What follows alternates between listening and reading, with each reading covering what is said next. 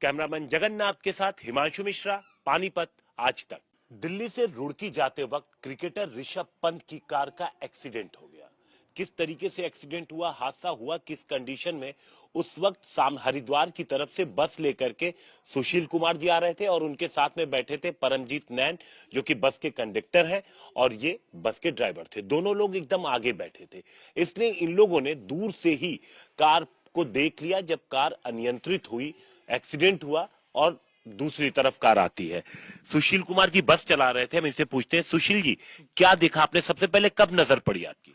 नजर तो जी जैसे शिकारी की नजर शिकार पे होती है, तीर पे, तो मैंने देखा भाई हमारी नजर रहती है आगे पीछे गाड़ियों पे, आगे वाली पे, पीछे वाली पे, अपनी पे भी। मैंने दूर से देखा, मैं कनेक्टर बातें करते रहते हैं, किसकी भी नजर गई भाई ये गाड़ी बहुत अनियंत्रित हो रही है।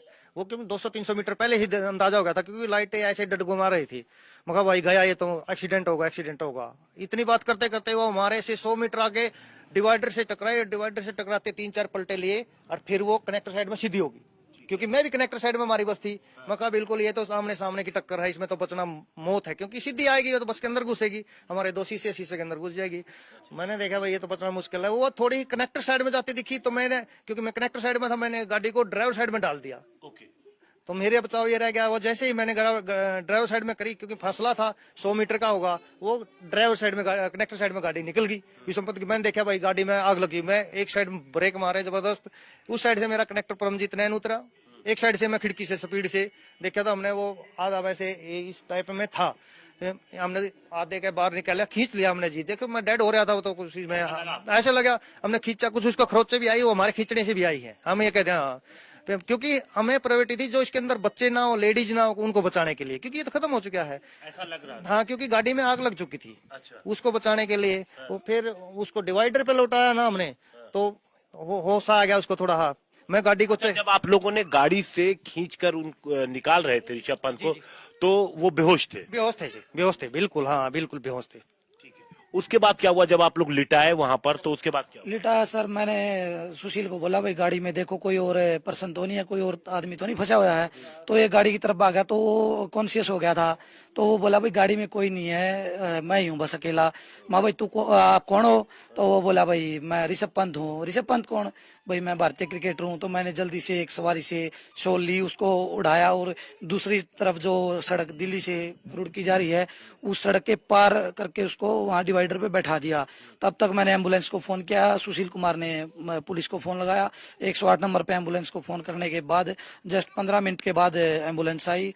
तब तक मैंने जो उसका सामान बिखरा पड़ा था, कुछ पैसे सवारियों ने या यात्रियों ने उठा लिए थे, उसके कुछ रह गए थे, जो रह गए थे वो उनके कलेक्ट करवा के रखे, सामान रखा कलेक्ट करवा के।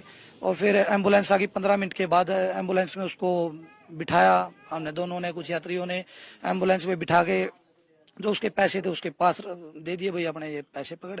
उसको मुंह पे भी खून आया हुआ था, पीछे से भी खरोंचे थी, एक टांग में मेरे को तो लगा था वो टूटी चुकी है, क्योंकि वो लंगड़ा रहा था, वो बार बार बोल रहा था भाई मेरी टांग टूट गई है। उसने बोला भाई मेरी मम्मी को फोन मिला दे। यात्री के फोन से हमने उसकी मम्मी को फोन मिलाया, तो मेरा तो फोन बिजी था। यात्री का को बोला मैंने भाई फोन मिला, ये नंबर बताएगा। उसने नंबर बताया तुरंत, तो उसकी मम्मी का फोन आया स्विच ऑफ। तो वो बोला यार मेरी मम्मी तो सो रही होंगी, तो अब क्या करें। तो एम्बुलेंस में, तब तक एम्बुलेंस आ गई थी, बिठा दिया था भाई एम्बुलेंस। एम्बुलेंस वाले को मैंने बोला भाई आप, एम्बुलेंस वाले को बोला भाई आप इसको ले जाओ और अच्छे से हॉस्पिटल में एडमिट कराओ इसको। तो वो चले गए थे। हमारे पास काफी यात्री थे, तो उनको भी उनके गंतव्य पे पहुंचाना था। तो मैंने सुशील को बोला भाई सुशील अब चल, यात्रियों को भी छोड़ना है, अब ये तो कर्तव्य हुआ पूरा, अब अगला कर्तव्य पूरा करते हैं। तो उसके बाद हम दोनों अपने गंतव्य पे आगे बढ़े। तो अगर आए तो हमने न्यूज में देखा भाई ये तो काफी बड़ी पर्सनैलिटी है। तो उसके बाद थोड़ा सा।